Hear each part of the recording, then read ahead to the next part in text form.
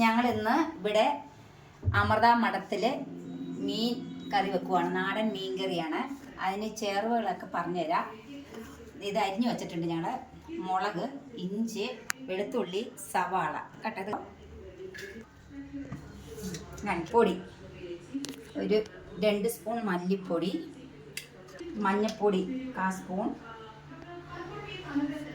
ആവശ്യത്തിന് മഞ്ഞൾപ്പൊടി കേട്ടോ,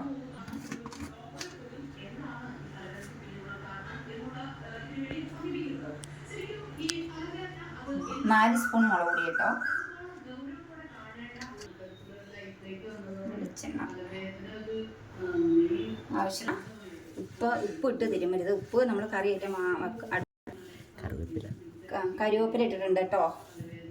കരിവേപ്പിലൊക്കെ ഇട്ട് പച്ചവെളിച്ചെണ്ണ ഒഴിച്ചിട്ട് നന്നായിട്ട് ഇങ്ങനെ തിരുമ്മി ഉടയ്ക്കണം. ഈ സവാളയും വെളുത്തുള്ളിയും ഇഞ്ചും പച്ചമുളകും എല്ലാം കൂടി ശരിക്കും ഇങ്ങനെ ഉടയ്ക്കണം, തിരുമ്മി.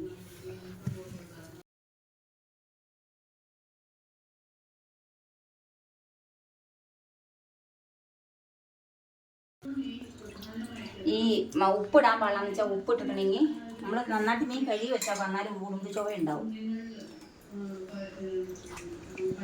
എന്നിട്ട് ശരിക്കും മീനും ഇട്ട് തിരുമ്മി വെക്കണം, ശരിക്കും തിരുമ്മണം.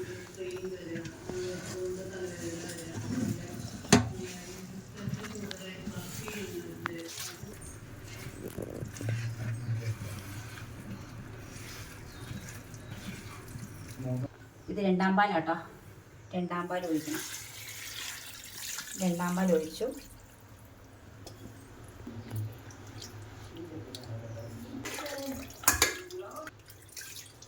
ഇതിനുള്ള ഉപ്പ്,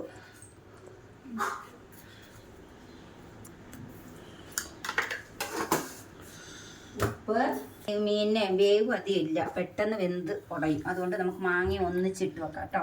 പെട്ടെന്ന് ഉണ്ടാക്കുന്ന കറി കേട്ടത്.